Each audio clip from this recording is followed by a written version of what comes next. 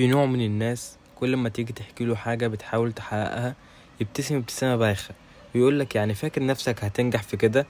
بس اللحظة اللي ترد فيها مش لازم تكون بصوت عالي، اوقات اقوى رد بيكون انك تكمل. واحنا هنا في انتيكا بنحكي عشان نفهم نفسنا مش نحكم عليها.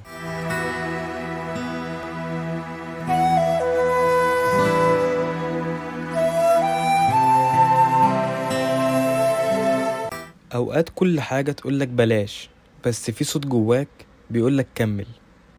واحد صاحبي كان نفسه يبقى مخرج، اول مرة قال لحد من قرايبه فضحك عليه وقال له يعني انت فاكر نفسك هتبقى شريف عرفة؟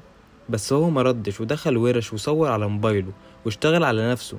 وبعد سنتين نفس القريب ده قال له ما شاء الله انا كنت عارف انك هتنجح على فكرة. الناس مش دايما هتشوف اللي جواك، بس لازم تقنعهم، وكفاية انك تشوفه لوحدك.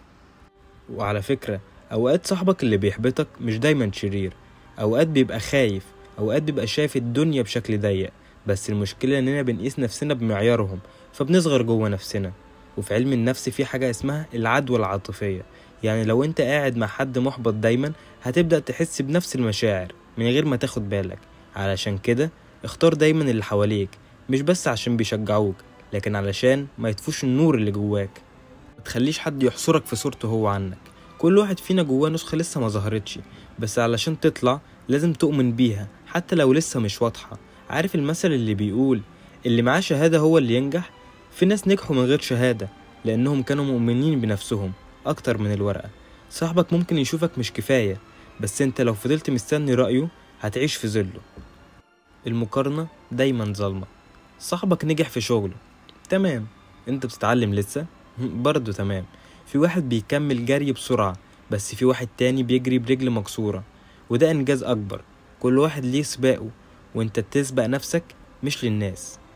وفي نقطة مهمة، لما حد يقلل من حلمك افتكر انه مش مطالب يفهمه. الحلم مش لازم يكون منطقي اللي حواليك، بس لازم يكون حقيقي جواك.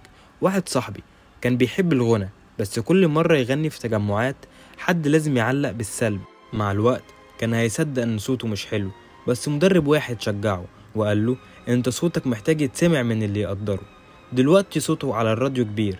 مش كل تعليق سلبي بيبقى حقيقة، ساعات بيبقى مجرد صدى لخيبة امل حد تاني. واوقات الناس بتقلل منك علشان بيحسوا انك قربت من حلم هم سابوه. وفي علم النفس في حاجة اسمها المراية العاطفية، يعني الشخص لما يشوفك بتنجح بيفتكر هو ليه ما كملش، فبيرد بإحباط علشان يهرب من إحساسه.